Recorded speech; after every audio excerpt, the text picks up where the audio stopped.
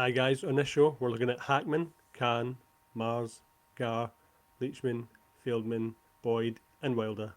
We're looking at 1974's Young Frankenstein. Con! Kahn! Con! Oh, happy days.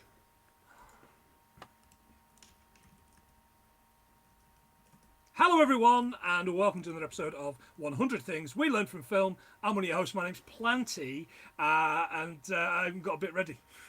And I'm the other guy, John, and I've got all the bits ready. Show us your bits, show us your bits. No again. John, how are your bits? I'm alright, mate. You're the better for seeing your beautiful wee face with Yeah, your broken hand. Couple of weeks, the hand is well and truly on the way to being better. And Good. I've got a gnarly little scar to go with it. Oh, and would the chicks dig?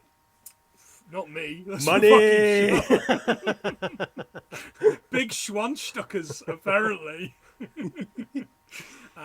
We are the podcast trying to learn 100 things from every film that we talk about. If you've been on our socials, you've seen I've been jutting around London trying to get people to believe that I have any fucking clue what I'm talking about outside famous landmarks. That's And so it's funny. been good. It's been I love that. fantastic. I've been enjoying watching them. They're brilliant. We've had some decent feedback about those. I don't know why. It's just me stood outside the fucking Globe Theatre. But yeah, if you like what we do, you can give us a quid, and you will get the opportunity to pick a film, which is exactly what has happened here.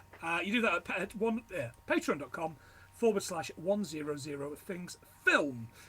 This film has been picked by a friend of the podcast, long-time listener and non-time being on until now, Aaron from Z1 Podcast. Hello, mate.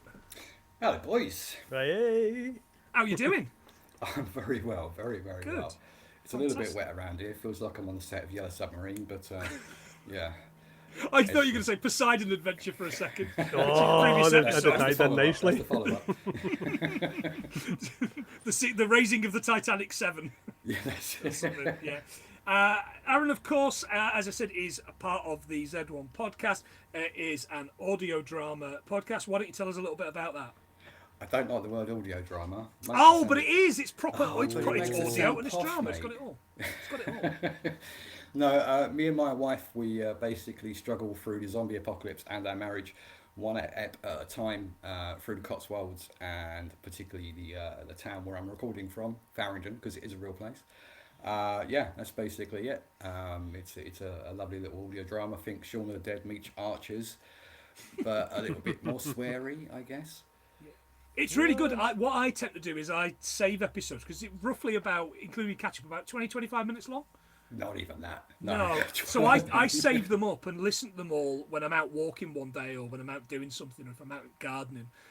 So at the minute, I think I'm probably still a couple of months behind. Oh yeah, I know you're yeah. fine, absolutely fine. We're yet to do a season 4. We will get to it at some point, but yeah. Yeah, and then I like to binge them all together. They're great fun. Is it in the Thank you. post-apocalypse? Oh. Hey. Good Hey. start, Oh, Ellie. moving on. Ellie. Aaron, of course, you've picked a film for us. What did you pick? Oh, well, I could have picked a zombie film. In fact, I gave you a choice of a few, but went with Young Frankenstein. Yeah, it's Dun, kind of in dun, keeping with our dun. spooky season Yeah. Yeah. Yeah. that we're trying to do. Young Frankenstein. Any particular relationship with this film before today, Aaron? Yeah, definitely. My dad used to watch this pretty much religiously, and it's kind of it's passed on son to son. I think many a Sunday was spent watching a dodgy VHS copy of this. I didn't even realise it was black and white for 10 years or so. We had a black and white telly growing up, so right. everything What? was black and white. Snooker wasn't much fun The watching that, red Done ball's that. one next to the yellow ball. Yeah. but that's it. That's what it was for. It's for me. Brilliant. Great film. Love it. One of my absolute favourites, and I did have a copy on standard def DVD that I had to break out when the streaming service that I was using kaputted the other day. So What? that's quite good. But 1974, John. Oh, What other what a films year. could we have been talking Well, about? have they listened to our Thingy podcast or Death Wish podcast. That No, was I'm Death not Wish kidding. 1974. 1974, big man, Wow. aye. Oh, It's hey, all going on. Frankie, So Blammo. there's lots goes on. There's lots going on. So there's the original Taking of Peltnam 1, 2, 3. Oh, what a movie that is. That's on the list, by the What way. matter I is- love that film. Is it? Yeah. Um, Yeah. It's on my Herbie, list. Herbie rides again, which is one of my favourites. Huckleberry Finn. I remember watching all these, man. I am so sad. The Gambler. Kenny Um, Rogers? Or the James James Caan Caan. one? The James James Caan Caan. one. Oh, that's a good movie. Chinatown. Jesus. Forget it, John. It's Chinatown. The Parallax View, which weirded me out when I watched it first time. No. No, never even heard of it. Murder on the Orient Express. When we Oh, that's classic. What was that on the Orient Express, John? A Murder. purple burglar alarm causing murder on the Orient Express. There you go. Your murder. Don't let anything Murder. else. There's been a murder. Fantastic. We are going to go through Try and Learn 100 Things and spoilers a plenty. If you like what we do, follow us on all of our socials at 100thingswelearnfromfilm.co.uk. That would be good fun. Before we start, and it is going to be a comedy podcast, but before we start, we have got a fact from long-time listener, or two long-time listeners, Jen and James, and patrons as well. They wanted to give us a special fact ahead of the show. So it gives us a heads up. So over to those lovely people now. Brilliant. Thank you so much for that. Really do appreciate that particular fact. Jen and James have been patrons and listeners for a long time. Sadly, James passed away on Saturday, but we wanted to honour him as best we could by having him record something before he did. He knew he was poorly. Jen, all of our love goes out to you, Yeah. because we know it's such a difficult time for you and the family, and we really, really did appreciate James listening and the laughs that you told us that you two had. And honestly, honoured to have that recording. It's just such a nice thing to do. Yeah, It's absolutely. lovely, yeah. Yeah, fantastic. So, on with the comedy podcast, gentlemen, shall Here we? we go. God. Because it's what James would have wanted. Exactly that. Right, okay. Fact number one. Did either of you have that fact, by the way? No, I didn't. but I had that about Gene Wilder. Oh, right. Okay. Yeah, I had that about Gene right, Wilder. okay. Well, Yeah, there you yeah. go. So, actually, a fact that we didn't have. So, good work, the two of you. We love you very much. Okay. Right, it opens with the titles Young Frankenstein. It is a Mel Brooks film, so everything's Mel Brooks here. No need, back in 1974, it was a 20th Century Fox as well, but we've done that up the fucking Oh yeah, wazoo. but it wasn't meant to be. It was Go meant to be. for It was meant to be Columbia. Oh, right, But okay. they didn't give them enough money, and they thought it was unnecessary to shoot it in black and white. Oh, right, So okay. yeah, it should have been. It's the Columbia. artist's vision, though, John. Of course it Exactly. is. Exactly. On the and it was to help evoke the atmosphere of the earlier films. It was shot in black and white, and it employed 1930 style opening credits and scene transitions such as iris outs, wipes, and fade to blacks, which were which along with star brilliant. wipes were ripped There we go, 3 saying the years words. later by that fucking arsehole George Lucas. Ruined it. I've never ever Ruined got it. over how bad the transitions in Star Wars Yeah. are. They're called And I arse wipes never now. noticed until I went to film school, and then now I can't help but notice it. It's its 50th anniversary in December. It made 86 million off of a 2.78 million budget. Yeah. Fucking hell, that's not bad, is it? On the credits, I seen there was a guy. John Morris was the composer. Okay, Also yeah. remember that because he'd done a lot of Mel Brooks' stuff, but he also did the soundtrack for The Elephant Man. Oh right. Oh, I Yeah. didn't have that. That's a good Happy one. days. Oh, brilliant. 9 Mel Brooks films and various others from the cast of this, including Clue, which has got Madeline Kahn in. Yeah, yeah, Of yeah. course. Oh, what a Yeah, gorgeous and the lady she flames on the side of my face. God, what a cast that is. Oh, Great. brilliant. Fucking great movie. Who was the other one? Haunted Honeymoon, is what was that? No, it wasn't Oh, one of those, Gene but Wilder. still- It's- still oh, good. yeah. Still good though. Still Is good. it though? Dom that's- DeLuise? Aye. Dom DeLuise. Silence of the Hams, I think, was Dom DeLuise's last film. Maybe we need to do one of those. Maybe we do. Maybe we do. No We've talked Cannibal about Run. doing Repossessed, haven't we? Yeah.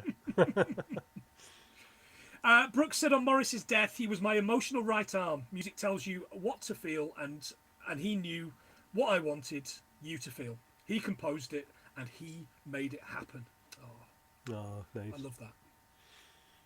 Anyway, back to the film. This coffin opens, and the coffin says, Baron von Frankenstein. When it's opened, there's this gnarly body in it, clutching a box. And when someone goes to take it, the hands clenched around it just will not let it go. And there's this push and pull thing, and it's pretty fucking That's funny. still. That's rigor mortis. Rigor mortis is the post-mortem stiffening of muscles caused by the depletion of adenosine triophosphate, or ATP, which I think is one of those little motorbikes you ride It around. I is, thought it was yeah, a band, it's about K-pop silent. band. It is necessary for the breakdown of actin myosin filaments in the muscle fibers, or something from the internet. The box is seen in the hands of this old man who's now in a biology class. Gene Wilder's character says the brainstem consists of the midbrain, the pons, and the medulla oblongata. So there is a fact. Class is being hosted by Gene Wilder's character. And this kid says, I have a question, Dr. Frankenstein. It's Frankenstein, you know, like bouquet. Yeah, Hyacinth. But aren't you the grandson of Victor Frankenstein? Yes, but it's pronounced Frankenstein. That's good.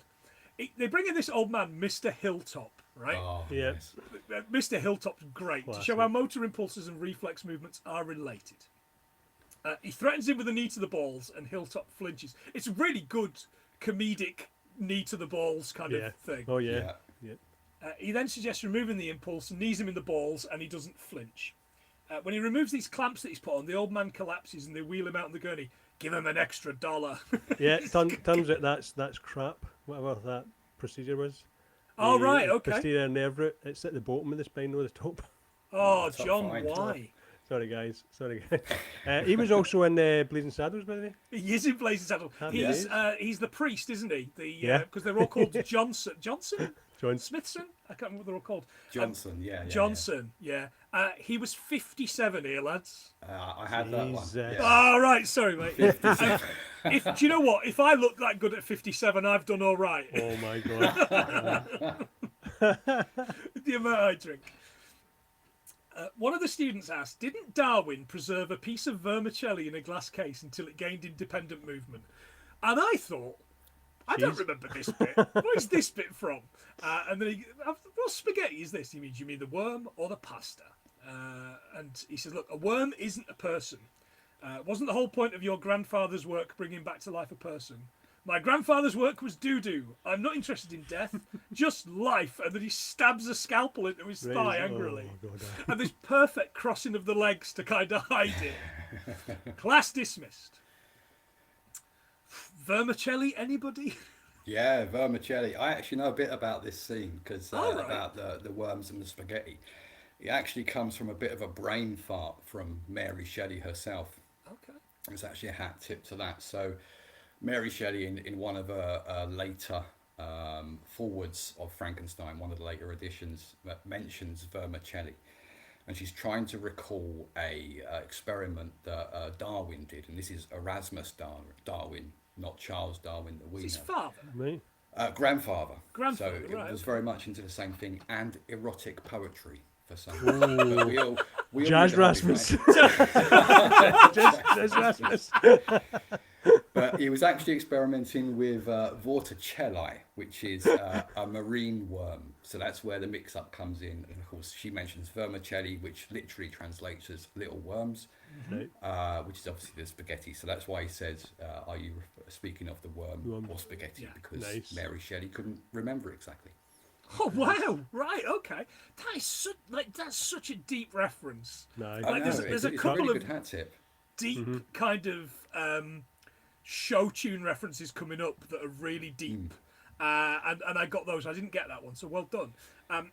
Differences between vermicelli and spaghetti is a difference in thickness. Ain't that always the truth? Vermicelli is apparently between 2.08 and 2.30 millimeters. Spaghetti 1.92 and 2.00 millimeters. There you go. There we go. All comes out the same. I said red M&M, blue M&M. They all come out the same in the end. The old man with the box is Falkstein.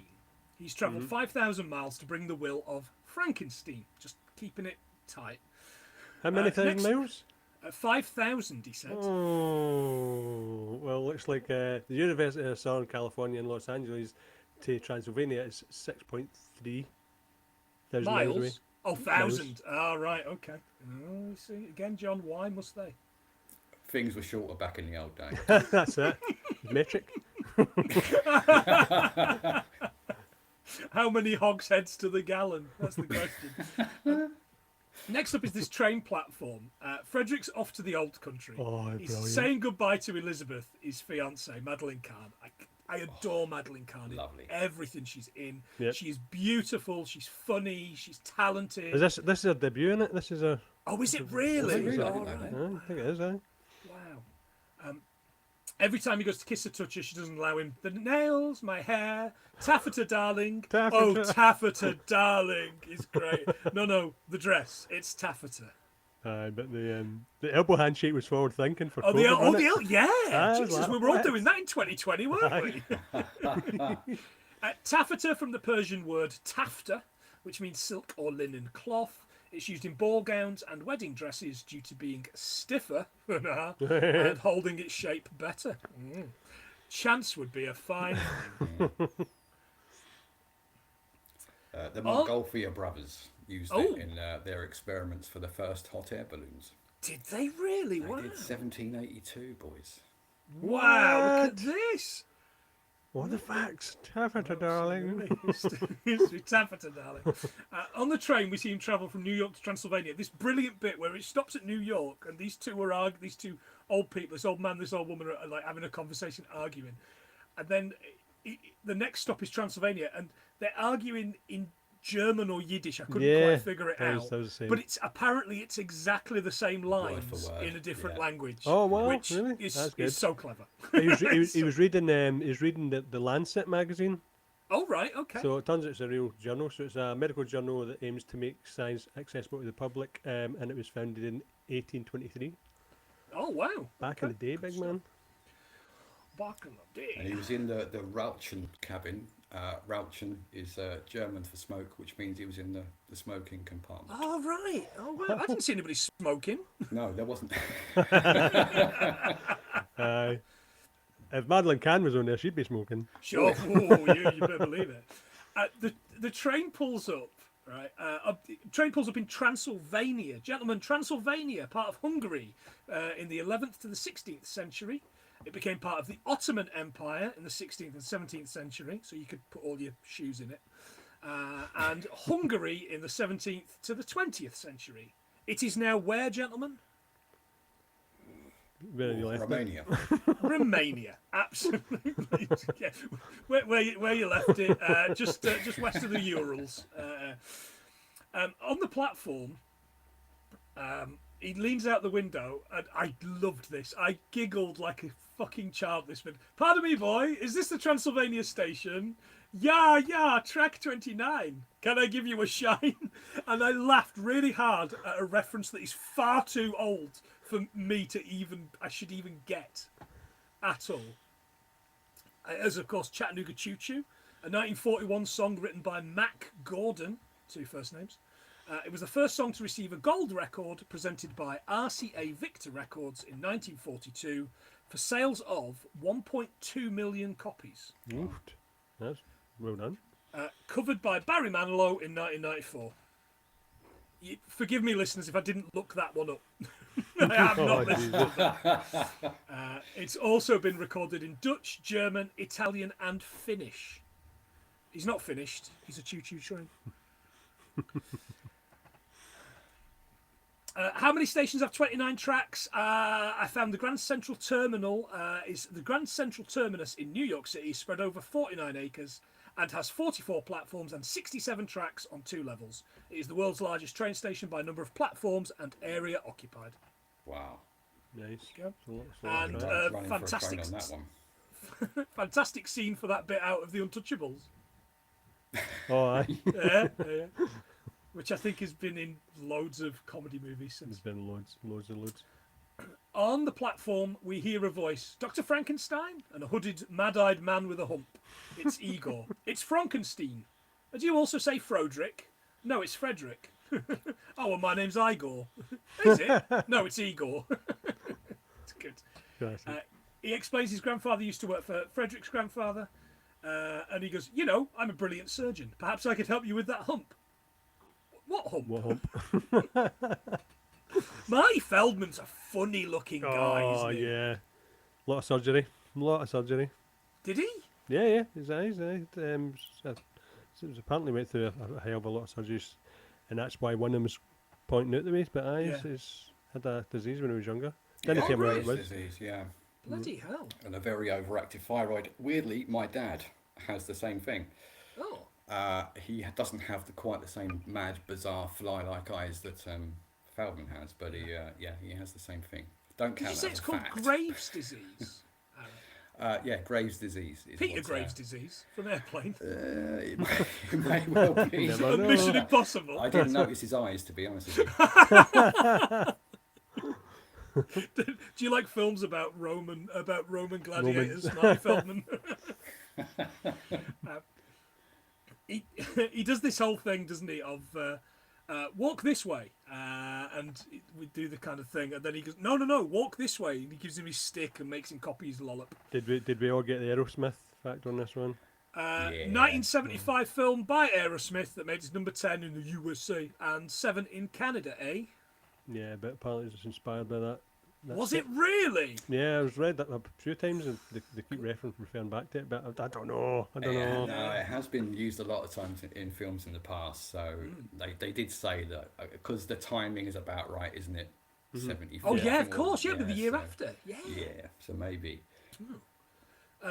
There's a much popular and frankly miles better version with Run DMC from 1986. classic. 13 in West Germany, 12 in Ireland, so it was, 8 here. Second where, John? The Netherlands. That's why we're here. That's why we're here. Everybody go home. Right, that's it. Burn the thing down. Excellent work. They get to the straw. The cart's weird. The cart looks like it's actually made It's- of straw. And it's elongated. It's some size. It's It's huge. a weird thing, isn't it? It's obviously the prop for the inside, as like that they use it for the shots of the Yeah, inside, I think as so, yeah, well yeah. as just instead of having two separate vehicles for it, which save a few quid. And he jumps in the back. He makes him get in the back, and with Inga, his new lab assistant. Hello, would you like to have a roll in the hay? And I've had in my head all week, roll in the hay, all fucking week. Like a child. Brilliant. The always brilliant Terry Garr, by Terry the way. Garr. Again, Yeah, also yeah. beautiful. Very.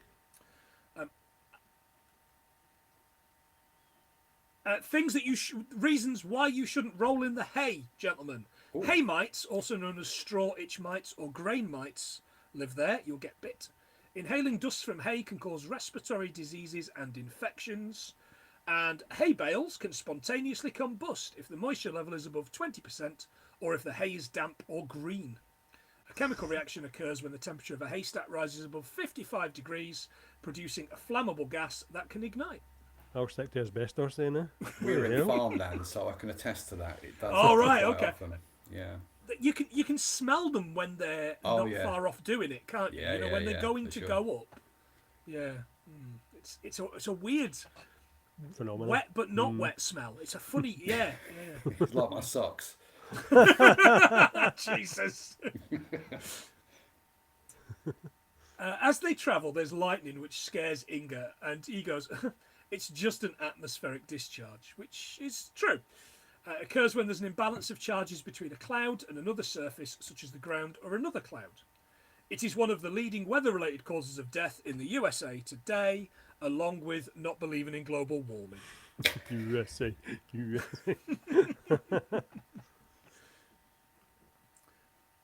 There's this howl as well, which scares her. And she goes, oh, it's a werewolf. And he goes, werewolf? And Eagle says, Werewolf. werewolf, So their funny. castle. Why are you talking like that? Well, I thought you wanted to. That's brilliant. Very good. So I got one for this. According to some Romanian legends, werewolves are a result of children being conceived at Christmas and Easter, which was against their religious canon. With victims Jesus. being cursed with malice, misfortune, hairy lips, and pointy ears. Hairy lips are the worst, aren't they? Like my ex. Let's just conceived at Christmas. Yowzers. That's got to be up there with fact of the fucking show. I didn't know no that. doubt. We're only halfway through. He's got plenty. They arrive at the castle and knock. I'm not entirely sure why they knock, because it is his castle. Yeah. And they're greeted by the always amazing Cloris Leachman. Oh, lovely. Frau Blucher. Yeah, right. So we hear horses in the distance neigh. And there's this, after you, Frau Blucher, and more neighing. And she takes him into the castle, and Igor follows and turns, and then just turns to the castle and goes, Blucher! There's neighing again. Now, for years and years and years, I always believed what I'd read or what I'd been told as to why the horses neighed. Did you guys kind of get this falsehood? It just changes. Go on. Because think I so, was yeah. always told Blucher meant glue Yeah. in German, and it doesn't. No. It doesn't. Just the They internet lie. and people over the years had convinced me that was the case. Things that are called Blucher, though, Gebhard Liebrecht von Blucher was a Prussian general field marshal. He earned his greatest recognition after leading the army against Napoleon at the Battle of the Nations at Leipzig in 1813 and the Battle of Waterloo in 1815. Heck of a fact. Hmm? That's a heck of a fact. Hell of a fact. It's up there. The second of 5 Admiral Hipper-class heavy cruisers of Nazi Germany's Kriegsmarine launched in 1937 on the 8th of June. It was also called Liebrecht von Blucher. It was sunk in the Battle of Dobrich Sound on the 9th of April 1940. It's an anticlimax, isn't it? Less than 3 years later. Jesus. It was sunk. What I couldn't find was how much it cost to build, because I wanted to do marks per day as to how much it cost. But I could, funnily enough, the Germans don't want to share that information. Wonderful. Cloris Leachman, though, I absolutely love. I've just finished watching all 3 series of Raising Hope on Disney while I've been off work, and she's brilliant as Mama. She won 8 Primetime Emmy Awards from 22 nominations, making her the most nominated, and along with Julia Louis-Dreyfus, the most awarded performer in Emmy history. She won Best Supporting Actress Oscar and a BAFTA for The Last Picture Show in 1971. Former Miss America as well. Yeah, and In again... 1946. 1946, good stuff. And again, tidy, for the want of a better term. Like, he absolutely got, like, proper beautiful, funny women in his Oh, movies, God, aye. didn't he? Definitely. Yeah. And Joan Rivers. Oh. Well, Joan Rivers was a looker as well. Anyway, until how's that they robot? turned her into C-3PO. Top Matrix. Should we do that, John? I've been thinking think about so. doing Spaceballs. I Do you both think we was should thinking do about it when I was Spaceballs? watching some of the Mel Brooks stuff. It's I'm so thinking, good, isn't it? aye. It's Yeah. just, and I know it does the I whole just- cash-in joke. I ain't found shit. Line gets me every time. Oh, I ain't that's found great. shit. And the and the Mr. Coffee Machine and when are we now? When and the thing for the no, sir, I didn't see you playing with your dolls. All of it's just It's fucking perfect. it's He's called fantastic. Colonel Sanders. That's good Aye. too. Oh fucking hell! We can do you it. know. Yeah, let's do it. Yeah, let's do it. She doesn't look Druish. Again, fucking so clever.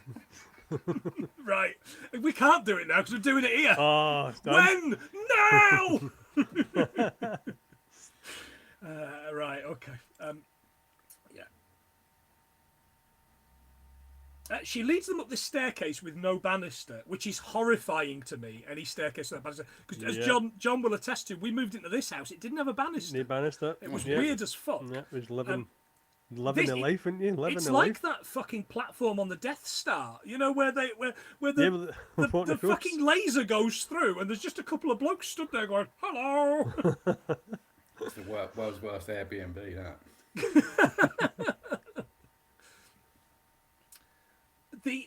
They say good. Oh, so they say good night, and Blucher offers him a brandy. No, warm milk. No, Ovaltine. He's rebuffed them all. Yeah, As she leaves, she gives the portrait of his grandfather a kiss. I guess. Good night, darling. Good night, so- Dr. Frankenstein. the Ovaltine one, made in 1904, but that was totally improvised. Oh, was it really? Yeah, so it was one of those Gene Hackman ones out a bit later on where everybody would just burst out laughing, but I actually just improvised that one. Fantastic. Yeah, it's a malt extract of sugar, whey, and malt, sugar, and whey. And You it put was it a in hot Swiss milk. chemist that made that. Put What it- the hell? Was a Swiss chemist. It was originally developed in Berlin, in Bern, Switzerland, by Albert Wander, as you said, 1904, and it's originally called Ovomaltine, which is just a mouthful of words and Why did that poison. not stick? I know, yeah, exactly. Here's a myth. The name is derived from ovum, which is Latin for egg, and malt. Ovum. Glass of ovum, anybody? No, you're all right. Not today, Thanks. you've had mine already, thank you. But are we Ovaltine or are we Team Horlicks here? What's Oh, well, Ovaltine. Ooh. Growing up, my gran used to Nah. always make me a Ovaltine was yours. Yeah, What about you? I think I'm a Horlicks. I don't recall having that much Ovaltine in my life, Yeah. and certainly not much Ovumtine. Horlicks always ends up with that horrible skin on the top. Yeah, That's there's a skin that true, put me yeah. right after it, but Yeah. Oh, just the thought of it. I'll just have half a gallon of whiskey. that usually gets me right off to sleep. Again, there's a good night Fran Blucher and there's a naze. Later that night, Frederick's having a nightmare where he refuses to accept that he's a Frankenstein. Inga arrives and wakes him up. There's violin music coming from behind the bookcase. We get this brilliant bit where they locate the triggering mechanism in a candle holder. It spins around and he's behind it. Put the candle back. It's very, very specific way he does it. He blocks the bookcase with his body, and then again the voice is, So, "Now listen very carefully." Like this Mickey Oh, Mouse that's good. voice. That It's is it's good. like he squeezed all the air out of it. it's brilliant. It's fantastic. And then she pushes through and then does exactly the same thing. Put the candle back. It's great. If you've not seen this, what are you doing listening? Yeah, I to this? know. Get it done. They head down some stairs into an old laboratory with skulls showing a number of years dead. And we pan along to it till it comes to Freshly Dead. And it's who? No, Igor. It is. It's Igor. He frightens them by singing, "I ain't got nobody." Which I absolutely loved. Of course I did. Oh, from a production point of view, so a couple of those skulls were real, like Oh, in right, Poltergeist, okay. but that's it. Apart from the second I last knew one, you were which going to was reference handmade. Poltergeist as soon as you started saying that. I knew you were. Apart from the second to last one, which was handmade. Okay. Oh, right. Oh, wow. I Ain't Got No Body 1915 song by Spencer Williams and Roger Graham, 4 first-name wankers, covered by Dave Lee Roth and, checks notes, The Village People, What? featured in that Jack Black Mos Def film that I wanted to be so much better, Be Kind Rewind. No. Ah, I was really disappointed by that. The trailer was phenomenal, Yeah, but it was all the it's- best bits of the It film. really was. it's not his best, but then you struggle to find his best past School of Rock. Yeah, I would, yeah, and No, after the- that the- whole thing with The jackal? It just shot him. after that whole thing of throwing fucking KG under the bus earlier on this year, that's and we recently watched Borderlands, and he's the fucking worst thing in what is easily the worst film I've seen all year. It's Jack Black is so annoying. Release the fucking non-claptrap cut, please. If somebody can do me a copy of that film which doesn't have that Without the character in claptrap. at all, it'd be brilliant. Thank you, please. He'd followed the music through the dumb waiter, he says, doesn't he, Yeah. Igor? Dumbwaiter, or Spessenversuch in German. The mechanical dumbwaiter was invented by George W. Cannon, a New York City inventor. He filed the patent for a brake system that could be used in a dumbwaiter on January 6th, 1883. And then the patent for the mechanical dumbwaiter on February the 17th, 1887. He reportedly generated vast royalties from the patents until his death in 1897. Which wasn't that long, really. No. No.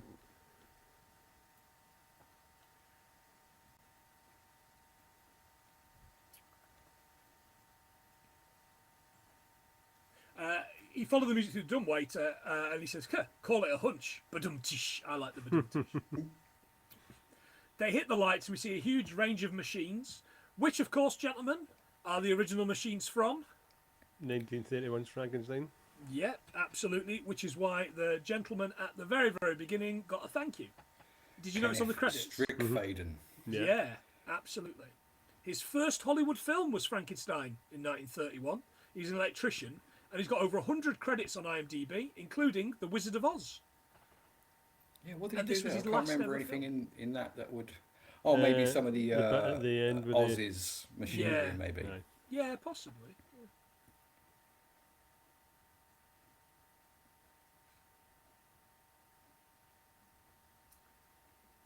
They follow a light beyond this further door, and they find the violin. It's still warm, which I kind of like. That cracks me up.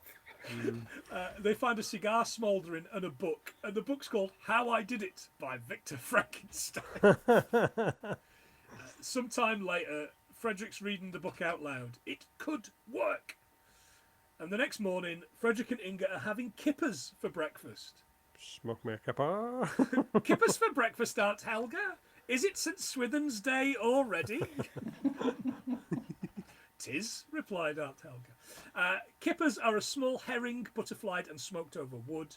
They are highly nutritious, rich in omega-3, vitamin B12 and vitamin D. And the reason they're so popular is they were known as an affordable wild protein in the 1800s. They're tasty though. They're tasty though with butter. Yeah, that and Smokies. I absolutely love Arbroath Smokies. Yeah, you were in Whitby the other week. Aaron, were you not? It's been a When we while, did but the launch. yeah, Katie certainly was. She was up that way. Did you get some kippers for that? No, she wouldn't have done kippers. No, she does like the scampi and the local fish up there because you can't Yeah. get it around here. Let's face it, we're in No, the fucking no, nowhere. absolutely. But yeah, she. I hope she enjoyed bought you some some of rock back. it. Nah, no. What? just a couple of kids. Oh, the least you could have done is bought you some rock and left the kids. Exactly. Or brought you a fridge magnet or something. Jesus, they're not me. Everywhere I go, fridge magnet. The book suggests to make the monster larger, they can get the body to work.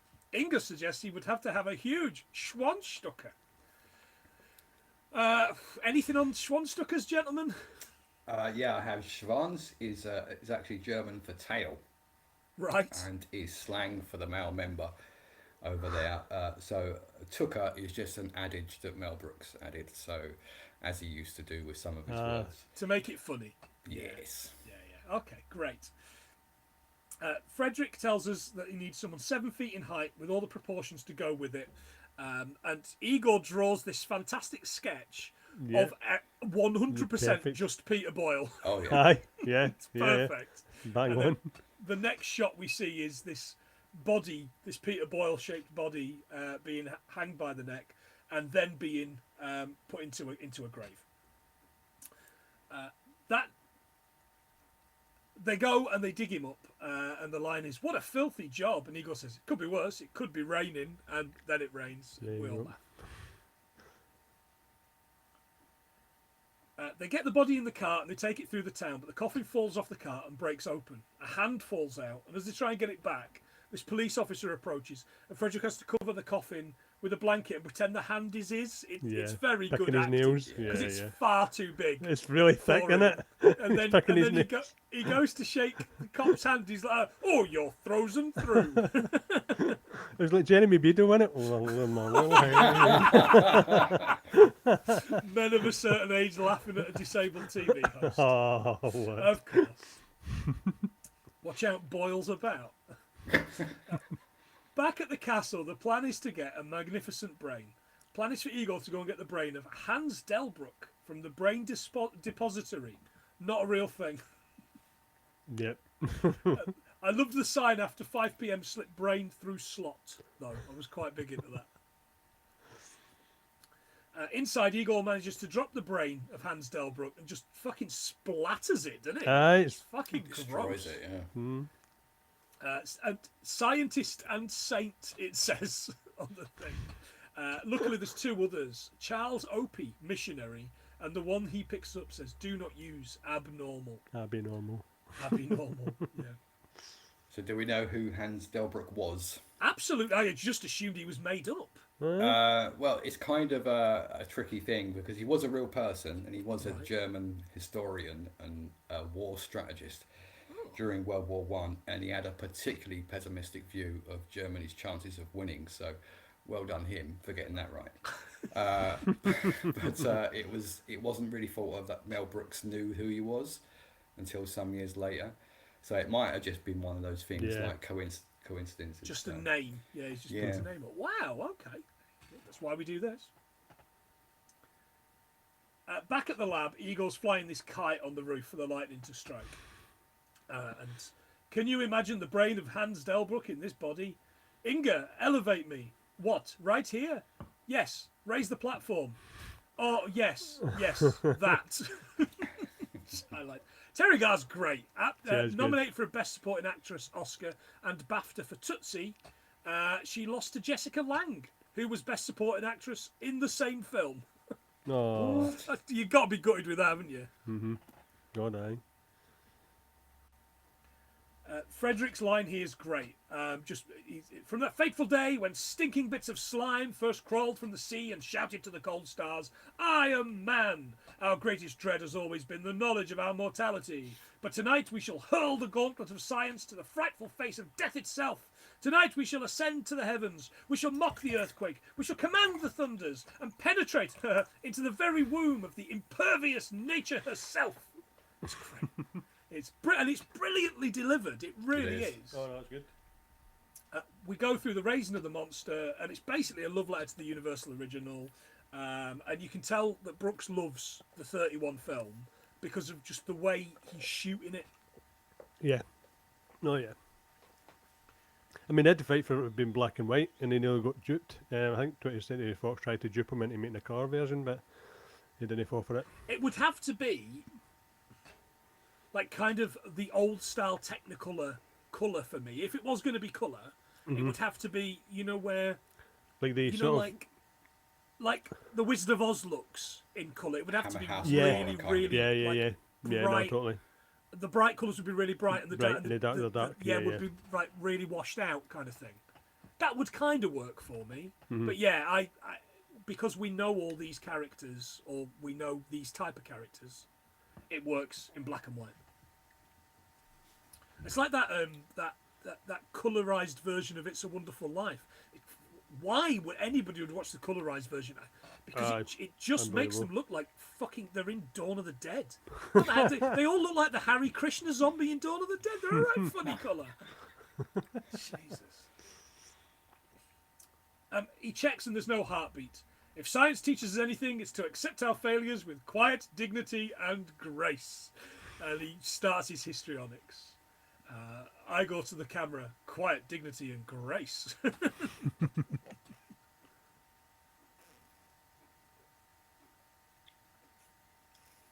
At a town meeting, the townspeople are not happy that there's a Frankenstein in residence, including this bloke who sounds like me doing Cockney accent, doesn't he? Aye. Oh, what I want to do is won't. That's exactly what I thought as soon as somebody's bloody myth. I was like, Fucking hell, dubbing plenty, this for me. plenty here. Inspector Kemp takes the stage, and he has a mechanical arm? Question mark. Yeah. Really didn't know what that was about. It worked though for the later scenes, but It's fun, but I was kind of what? I mean, the monocle over the eye patch. Oh yeah, that's perfect, Mel So Brooks. that's stuff. a go to the part. I was reading the production part, and apparently he got the part because he came dressed, and they actually put that eye patch No on. way. Really? No Wow. Yeah, way. so that's why Wow. he got the part. Fucking hell. He suggests before they kill anyone, they need to make sure that he's guilty. Um, and I've written phonetically what he says, and I absolutely no idea what I've written. Oh, follows in his father's footsteps. And they all go, what? And he goes, follow in his father's footsteps. Yeah. Oh, right. Yeah. So much so Footsteps, I've written it, I footsteps. couldn't. I did it. Footsteps, that's the one. It's great. Kenneth Mars, by the way, that plays the Inspector, was also King Triton in The Little Mermaid. No Disney's way. The Little Mermaid. Not with the German accent, disappointingly. Frederick isn't taking it very well, but down in the lab, the monster starts to stir and groan. Upstairs at dinner, Igor, what's this? Sarts Volta Kurtstag or similar. And there's a groan. Oh, you like it? Well, I didn't say anything. You made a yummy sound. I didn't make a yummy sound. A yummy sound is what I'm going to say from now on. Anytime you And then there's another groan. They head downstairs. The monster's alive, and of course we get the iconic "It's alive," which you could instantly move him from that bit into the original 31, and you wouldn't know any difference. yeah. I have something on Schwarzwälder Kirchtort. Oh, well done. You got it Yeah. right. Oh, Kirchtort. Yes, Go for it's, it. better known as, and you probably know it as this, Black Forest Gatto. Is it really? Oh, wow. Yeah. Yeah. Kirchtort, if it's called that in Germany by law, it has to have Kirsch in it, which is the cherry Cherries. brandy that they do. Cherry brandy, Reminds me of going backstage. Like, I don't know how you guys are fitted up for the Lidls, but back in the day, when they first opened, they just used to have cheese, sausage, and cherry brandy, and that was it. That was right. it. To my mind, that's all I go in there for. Shopping list. Yeah, absolutely. The largest Black Forest Gatto was created in 2006, 33 feet in diameter, consisted of 700 litres of cream, 5,600 eggs, 800 kilos of cherries, 40 kilograms of chocolate shavings, and 120 litres of kirsch. Wow. Glad I done me a week. Yeah. I mean, some If that. poor old girl's got to wash that up, eh? I know that. In 74 they would have done.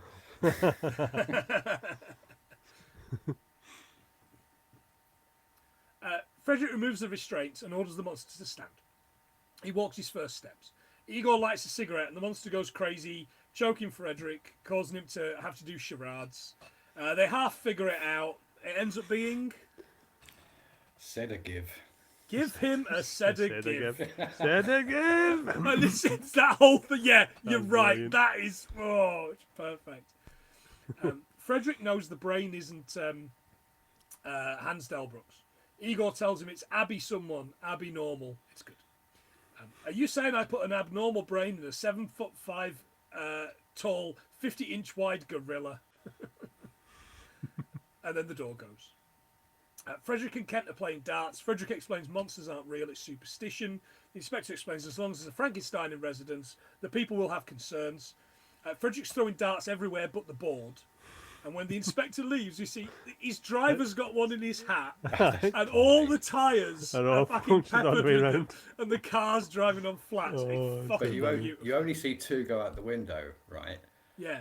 But there's like 8 in the car and obviously Yeah. one in the driver's Yeah, there's helmet. loads. It's like, is that a deleted scene or what? It's like, where did No, those come it's- from? It's much funnier. It's much funnier that way. Too funny.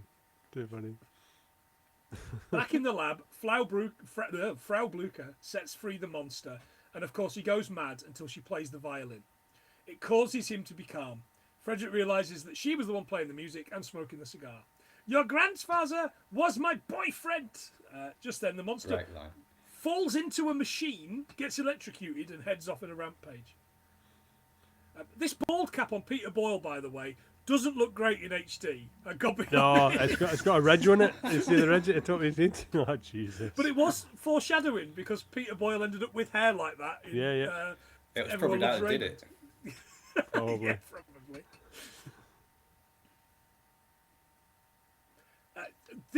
This little bit here, this scene, like the next couple of scenes here, are brilliant for me.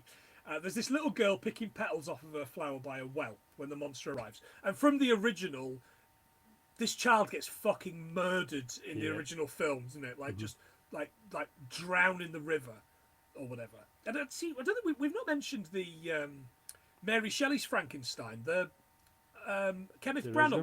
one. I fucking love that film. Oh, You know, the De Niro's the big Rab monster. De Niro. Yeah, and I know I shouldn't because it's shit, but it's really, really grim. Aye. Oh, Like, yeah, it really is. So much more so than any of the others do. And De Niro kind of doesn't work as the monster, but Branagh's brilliant in it, and Yeah. Helena Bonham Carter's also great. I just still can't believe she wrote that when she was 18, man. It blows my mind. That was an 18-year-old's head. There was nothing else to do. Crazy. Well, true, aye. Yeah, all else she had to do was go and work there. Funnily enough, it was through autumn and winter of 1816 and 1817, so it was a really cruel really cruel winter, that one. Imagine sitting there thinking about all these gory things. So this girl's picking petals off a flower by a well when the monster arrives. She doesn't know how to pick the petals off and throw them. Oh no, nothing left. What should we throw now? And this fucking look Every time. from Peter Every Boyle. Mwah. It just, this this tiny little grin. And this is where you kind of expect the child to have been thrown. But the cherry on the top is this brilliant little seesaw bit. The girl's parents are looking for her in the house, and they play seesaw. He sits on the seesaw and catapults her through the window, and she just goes to sleep on the bed. Or, Yeah. or she's dead? Oh, she's Question mark. unconscious when she hit off the bedpost. Would you like to know about the high seesaw jump into a chair? Yes, we would. So it was achieved by Anastasia Mikhailova, Russian, obviously. Was she getting away from Rasputin? No, basically some dude jumped on the other side of a seesaw. It went 7.15 meters in the air, 23 feet and 5.5 inches. And she landed in a chair, and that was in 2014, and it's a Guinness World Record. Jesus. Wow. And it broke her Well done. pelvis, obviously. Probably, yeah, they didn't see the aftermath. Ambulances were called, fire engines. Record and Much pelvis gnashing breaker. of teeth. Yeah.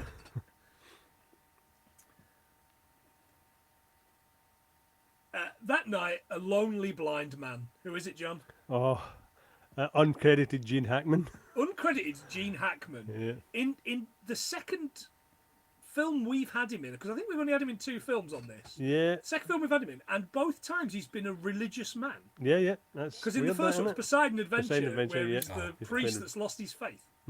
Yeah. Quite rightly so. Yeah. He wants a friend, and he's praying for a companion. The monster arrives, and he thinks you're a mute. A terribly big mute. He makes him some soup and spills it in his lap. Then a bottle of wine, and when they toast, he manages to smash the monster's mug. Oh, it's so fun. And again, he does another look. Another Yeah, thing. yeah, Just he's a bit to- just this fucking brilliant fourth wall breaking that only Mel Brooks does quite the way he does. And then finally cigars. But instead of lighting the stogie, he lights his thumb on fire. And then storms off into the village. Wait, where are you going? I was going to make espresso. What does it say? Don't suck until it glows. Oh yeah, It's until so the funny. tip It's burns. so funny. Aye, so obviously massive wipe quickly there because apparently that line floored everybody and they couldn't reshoot it.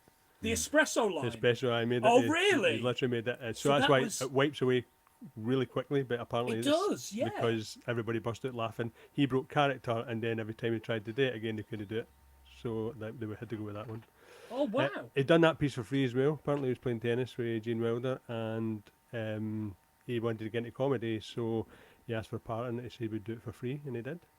Done it for nothing. He when he's funny, he's he's- very funny. And it's in spite of tragedy because his mother died in 1962 as a result of a fire she accidentally started while smoking. Yeah. He left home at the age of 16 and lied about his age to enlist in the United States Marine Corps. He served 4.5 years as a field radio operator before getting into acting. There you go. In the town, Frederick and the gang capture the monster in a net by playing the violin piece to him. Back at the castle, The line is, "Love is the only thing that can save this creature, and I will convince him at the cost of my own life. No matter what you hear, how much I beg and scream, do not open this door." As soon as, even though I was younger and I heard them words, I'm like, he's going to regret that. You know exactly what's going to happen.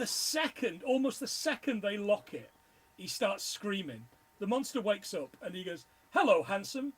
People hate you because they're jealous. You are the Olympian ideal.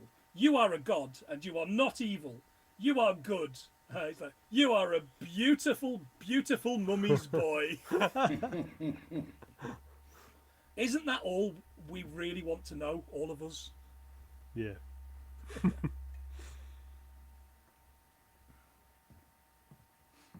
He says, "I am going to teach you how to speak, to walk, and how to sing." It's good. And then Inga shouts in, "Dr. Frankenstein, are you all right?" And he responds, I am a Frankenstein. A Frankenstein. Frankenstein. Aye. he is a Frankenstein, yeah. And so we've gone full circle. Fantastic. Oh. Right. Sorry, guys. I have got a tiny little bit of cramp in my fucking foot because I haven't moved my foot for about 3 hours properly. Right.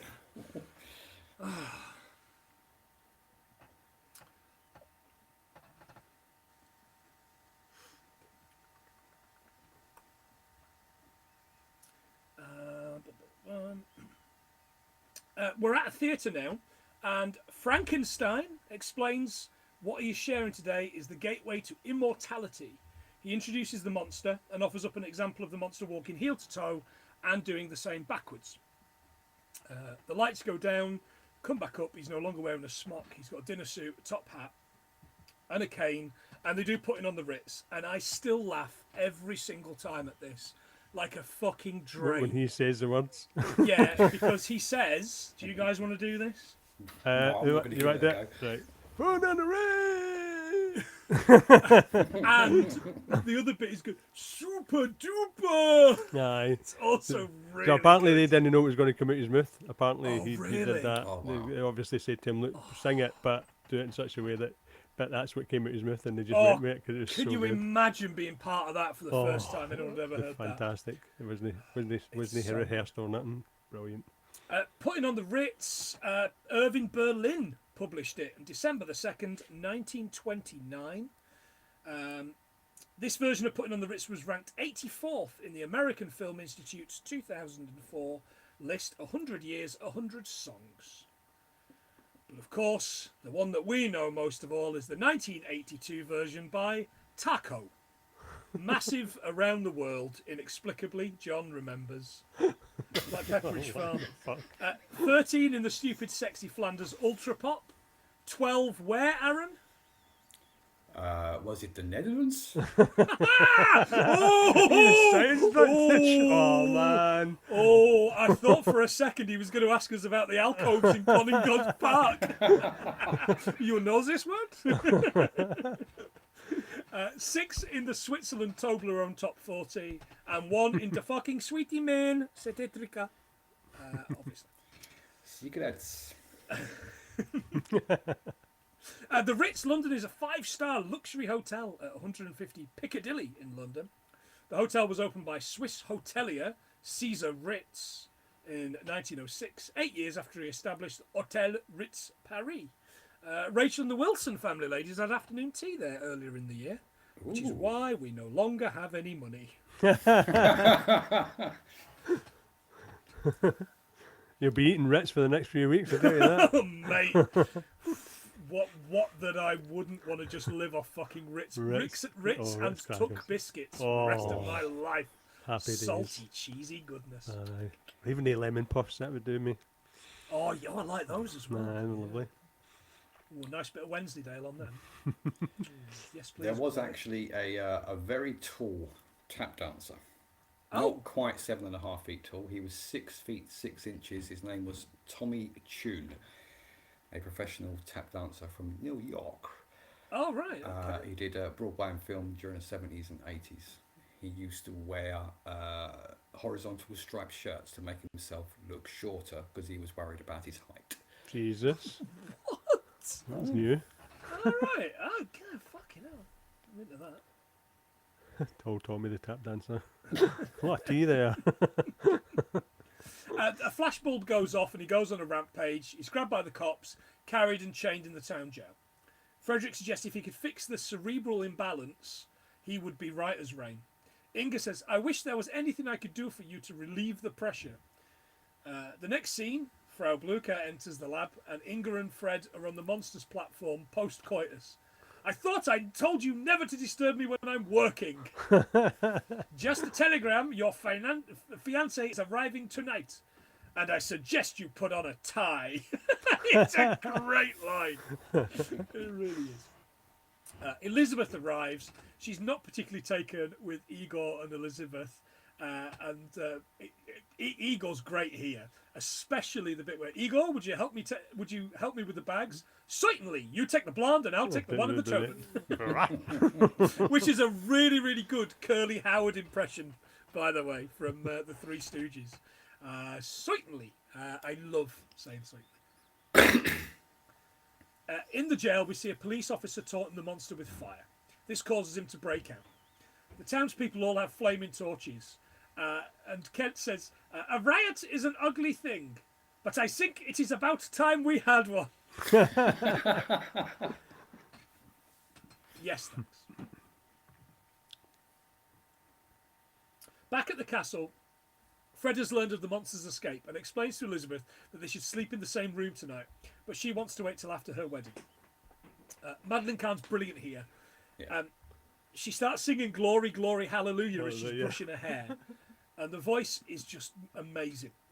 The monster appears, grabs her and takes her away. The battle hymn of the Republic, also known as Mine Eyes Have Seen the Glory or Glory, Glory, Hallelujah, was written by the abolitionist writer Julia Ward Howe in 1861 during the American Civil War.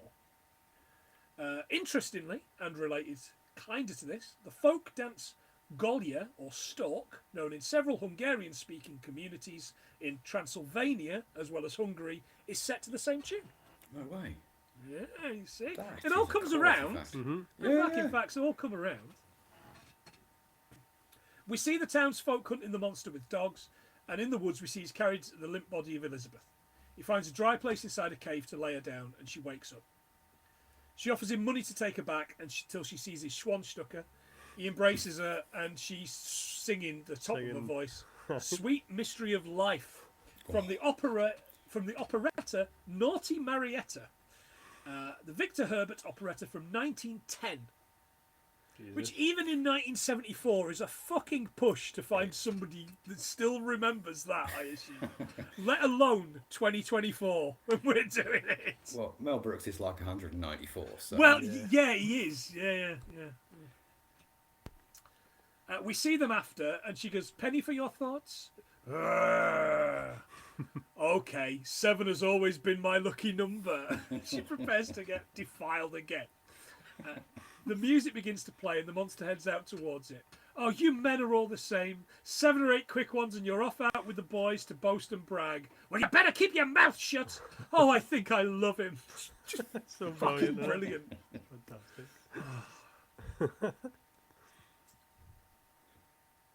To earn money while she was a college student, Madeline Kahn was a singing waitress at a Bavarian restaurant named Bavarian Manor. There you go. Of course she was. What voice? Peter Boyle, before deciding to pursue a career in acting, was a monk of the Christian Brothers Order. Jesus. Literally, Jesus. Indeed. Or Jesus, I think, as he likes to be called. The music is Friedrich playing in the ramparts of the castle down this fucking ancient megaphone type thing. The monster arrives and climbs the wall. Frederick knows all he can do is transfer some of his brain to the monster. So they put them through this machine together just as the mob arrives. They pick up Frederick and the monster shouts to let them down. All of a sudden he can speak. "As long as I can remember, people have hated me, looking at my face and body running away in horror. If I can't inspire love and hope, I will create fear and horror. I live because this poor half-crazed genius gave me life. He alone gave me life. Then when it would be easier to stay out of it, he used his own intellect to give me a better brain and a way to express myself. and they all go, "Oh, we didn't understand you," and they all they're All all these they're little gonna, pals. they're gonna They go shake to his Kent's hand. house for something to eat until he shakes his hand and rips it off, and then he goes to the lumber yard, I guess, to get a new hand. Bro. I'm not entirely sure. So at current rate of technology progress, it's speculated that mind uploading or complete brain emulations for possible transference could become a reality as early as 2045. The memory capacity for a brain is estimated to be 2.5 million gigabytes. That's the equivalent of 500 million episodes of 100 Things We Learn from Film. Oh, look Come at on, boys. that. There you go. Get cracking. with Yeah, those we're on it. episodes. We're on it. Jesus, what an abnormal brain would have that many episodes in it. That's a Full fucking of good facts, though. That's a that's Aye. the facts of the episode. Nobody would right fit all there. them in bloody Dropbox, big man. Would The that that'd be upper like that subscription. fucking terrible Johnny Depp film? Oh, Johnny where- Mnemonic. Johnny Mnemonic. No, where they upload he's dying of cancer and they upload his brain to the internet and he takes over the internet and Oh, the causes Johnny death Depp of thing. civilization. I said that, yeah. So I thought all I heard was Johnny Mnemonic. Oh right, Johnny Demonic. All I heard was It's a very Johnny different and film. upload. That's it. I just went straight to Johnny Mnemonic. I have started watching that. Is it called Substance or something? Aye, something like that. I have started watching that film 3 times and I cannot get It's just past shit. 30 minutes No, in. it's just It's pointless. so bad, and I really, really want to see where I want to see where it goes. I know where it fucking goes. He destroys the fucking internet. internet. Yeah. Anyway, it's just so bad. How can how can a film with so many good people in it No. be so bad? But it also has got Johnny Depp and that fucking skinny name? mate of his, Paul Bettany. He's also a prick, isn't he? He's also he was the one that that said he was going to murder Amber. What's her face? They had recordings of him saying he was going to murder Amber. Aye. Amber Heard? Heard, yeah. And if he wanted, he could help get her murdered and that kind of. And nothing came of that. Like, No. nothing. Aye. The They guy's They still weren't, they weren't acting bothered today. about that. He was going to get Tiger King in and try and get her off. With Carol, 2 for 1 deal. 2 for 1.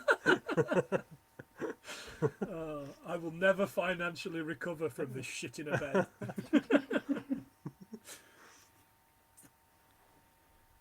Sometime later, we see the married Inga and Frederick on their wedding night. Inga's humming the tune from the violin, and it causes Frederick to fall into a trance. Then we're with the monster and Elizabeth. He's in bed with these half-moon glasses on, reading the Wall Street Journal. This is great. Honey, did you see I put a special hamper in the bathroom for socks, and the others for vest and poo-poo undies? And I was like, this is my fucking life. She comes out and she's got the brilliant Oh, Elsa Lanchester, Bride of Frankenstein Fantastic, beehive. innit? Love it. Oh, it's beautiful and I love it. It's got the white streaks up it. And obviously they then get together. Oh, she does this. And yeah, on her bum. Oh, it's so great. good. Yeah. Inga says to Fred, "The monster got your brain, but what did you get in return?" And he just goes, "Arr!" And the joke is he's got a big knob. I'm not sure how it works, but I get know. me in that Was it fucking physical machine. transference? Is all I'm going to say. Get me in the machine, please. Rachel's paying whatever it takes. And that's the film. That is the film. Right, Aaron, as the guest, what other facts have you got? Oh, let's have a look. So Danny Goldman played the inquisitive medical student. He also voiced Brainy Smurf from 1981 to 1989. Okay. Let's have a look. When Frederick stabs himself, accidental stabbings or sharp injuries are surprisingly common amongst medical staff, with over 100,000 injuries in the NHS every year. Yes, I know. Marty Feldman's first job was at Dreamland in Margate, which is near where I was brought up. Oh, right. Thought to be one of the UK's oldest amusement parks. It's made more comebacks than Rocky. And in August 2019, the park unveiled a 7-metre inflatable sculpture of Tina Turner's head. That's not the best thing about it. Created by the wonderfully named Cool Shit. No way. That is cool shit. Is it still open then? No, of course not. Right. It's probably closed again. I went there like a couple of years ago. It was open. I was there for 7 days.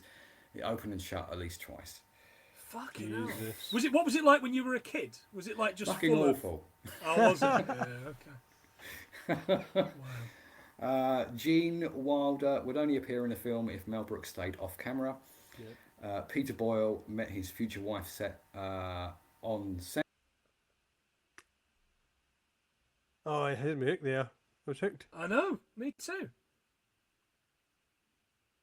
Hello.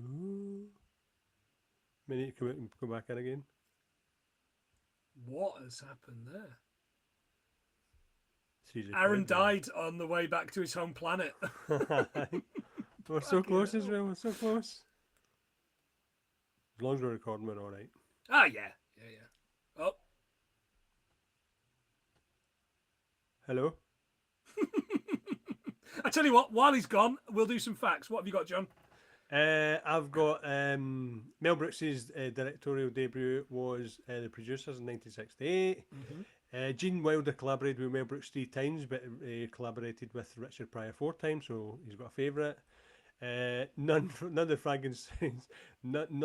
the Frankenstein's science is accurate at all. So I was trying to look this up. There were theories at the time. Nowadays, they could freeze bodies stuff like that, but even then, they're thinking they can't preserve or they can't reanimate flesh. You can buy an antique HMV gramophone, fully function. It's a wind-up player for £246. Oh, wow. It's actually looked up. It looks quite good. Quite good. Marty Feldman could not play the piano, even though it shows him playing the piano in the Ritz scene. It shows him without his hump. Oh, is he on the piano in that? Ah, I've yeah, never him. noticed that. Yeah, I've that's seen him this in- film with 10, 20 his times. hair out and everything. It's just no hump. It's just there as like a piano player. Wow. It was nominated for 2 Oscars, one for Best Sound and the other was for Best Adapted Screenplay for Mel Brooks. And the iconic poster was made by a guy called John Alvin. He also did E.T., Blade Runner, Gremlins, Goonies, Little Mermaid, Batman Returns, Aladdin and the Lion King posters. Bloody hell. It's a lot in it. Yeah. A lot. Absolutely. Gremlins. Sorry, Rambles. boys, my There he is. hello. My laptop just went off. It just ran out of batteries. Just plugged it back in. That's it. Okay, that's all right. Where did I get to? Do you want to start the Peter Boyle one again? Okay. Cool, We thanks. did some stuff in the meantime. That's cool. I mean, you're editing it, so. So Peter Boyle met his future wife on set. Lorraine Auterman was a reporter for the Rolling Stones magazine who was sent to do a write-up on the movie. The pair were married in 1977 and stayed together until his death in 2006. To celebrate the 40th anniversary of the film in 2014, Mel Brooks got a street named after him. Mel Brooks Boulevard can be found just outside Fox's studio, Stage 5, where Young Frankenstein was shot. Well, And can I just bring it back to zombies, because Max Brooks, Mel's son, wrote the Zombie Survival Guide and its follow-up, World War Z, and that's Z like the letter of the alphabet. Two of my favourite books. And Rachel and I, not long after we got together, not long after we started going out, I bought her a copy of the Zombie Survival Guide just in case. Nice. Because I wanted Because her you to will survive. need it at some point. Yeah, absolutely. And I've read that so many times. John, any more? no, managed to squeeze them all out before Aaron Oh. came back on. That's Squeeze it, yeah. exactly what you do. Okay, I have got probably one or two. Mel Brooks, Melvin James Kaminsky, changed his name because in the 30s and 40s there was a well-known trumpet player called Max Kaminsky. Brookman was his mother's maiden name, so he just used that. A variation of Nice. that. And of course, he has won one of our favourite awards, boys. He is an EGOT winner, which means he's won an Emmy for 1967 Sid Caesar Special and 3 Emmys for Mad About You. Do you remember Mad About You? Mm-hmm. I loved that, even though it had that arsehole Carter Burke in it. I say we take off from space and nuke it. And the lady from Twister as well. Grammy in 1998 for the 2,000-year-old man in the year 2000, and in 2002 for A Recording of the Producers. An Oscar in 1968 for Best Original Screenplay, The Producers, and 2024 Lifetime Achievement, and 3 Tonys in 2001 for The Producers. So technically, gentlemen, he has won 2 EGOTs. He got, Wee he wah got woo wah. nobody. He got- Fantastic. Right, that's it. That's all I've got. So I'm just going to top them up. Aaron, do you want to have a guess at how many? For a short film, it felt like a lot. So I'm going to go for maybe 92. John, can you go higher? Oh god, I think we've done both collectively. We've done all right. I think maybe 112. Oh, 108. Oh, Good. 108. Well Ah, done, the little boys. man Well went done. over the mountain edge. Yeah, It just- that's it just exactly what went- happened there. peaked too soon. Story of my life. Fantastic, Aaron. Thank you so much Oh, no for problem. It's been bringing a pleasure. that film. It's so much fun. It really is, and Yeah, a lot brilliant. shorter than some of the other ones that you potentially picked. Even though I really want to do Cuckoo's Nest at some point, Oh, I can honestly don't think I appreciate could why have you found changed, 6 yeah. hours to watch it twice. Again, tell us about your podcast, please. Oh, we are Z1. I traipse around the zombie apocalypse and the Cotswolds along with my good lady wife, trying to survive the apocalypse and also our marriage one episode at a time. Absolutely. Fantastic. A lot of fun. Wherever you get your podcasts, get involved in that and drop them a review. Yeah. They are much more popular than we are, and it's No. understandable because it's actually fucking written instead of this stramash of nonsense. Smashed. Instead of just going fucking mental. Of course, Aaron has paid £1 a month, which allows him on the wheel. We're taking his name off the wheel, and we're going to give it another spin. I'll probably do that tonight and drop a post out for somebody to pick by the end of October. I think we'll do the next one. We'll do an episode or It is so such a of our own. wonderful idea. Thank you very much. We really enjoy giving people a chance to actually pick a film of their own. It's not got to the absolute wankers yet who are going to pick. Like, I don't So know, far, fucking, we've done all right. yeah, fucking Eyes Without a Face, or something like fucking Cabinet of Dr. Caligari and stuff. I'm fucking not going to stand. Those a are just chance. your patrons. Yeah, exactly. We know what they're like. We know what they're like. But yeah, give us a quid at patreon.com/100things film. We're going to shout out those lovely people now. We got James, we got Lee, Candy, Oodles, Biggie, Gadget, and Stig from Modern Escapism. Kieran, Jake, lovely Rob Jones, Jen, of course. We're thinking about you, Jen. Megan, Dale, and Ali, Maria and Ian from Cult Connections, Paul from SP Film Viewers, Ian McComish, Nigel Davies, Dan and Gavin Belson, some prick called Aaron Huggett, Joe Higgins, as well as James are from Hallmark Greats. By the way, if you like 90s British TV, shit British game shows, we've done some virtual reality stuff the past couple of episodes. So we have got an episode coming up in a couple of weeks, which is the classic Nightmare, but at the minute we've done Cyberzone. Do you remember Cyberzone? Oh, lads? yeah. I heard Which is it. Craig yeah, Charles yeah, in yeah. the 90s. Yeah, It's fucking hilariously bad, and the podcast was a lot of fun. So yeah, get on that. Hallmark of Greatness. Mono and Kira. We've got Gav McGill. We've got Josh Wilson, super familiar with the Wilsons. Rachel, and of course Phil. So thank you so much for your support, and we absolutely love it, and we love you all. All right, Cheers, lovely, guys. John. Any final words to say? Yeah, final no, words just- is like I'm just- fucking just- silencing you for life. I'll go away now. I'll get my coat. No, just a big thanks to James for that first fact. That was Yeah. lovely, It- and we'll remember doing this. Yeah, for a long forever. time. Yeah, forever Yeah. here now. As long as we keep paying for the for the podcast to exist. Well, as, go ahead, soon, you know. as soon as you don't, it's gone. And Yeah. it's- Anyway, jokes aside. Yeah, a lot of fun. yeah, thank you so much. So, gentlemen, Aaron, thanks so much. John, as always, the best part of my fucking week. This, and we'll be back with some more spoopy stuff and spin on the wheel. But I for appreciate now. that, yeah. He's been Aaron, he's been John, I've been Planty, and this has been 108 Things We Learned from Young Frankenstein. See ya. See you guys. Yeah. Good fun. Good That was fun. good. Oh, I'm it's sure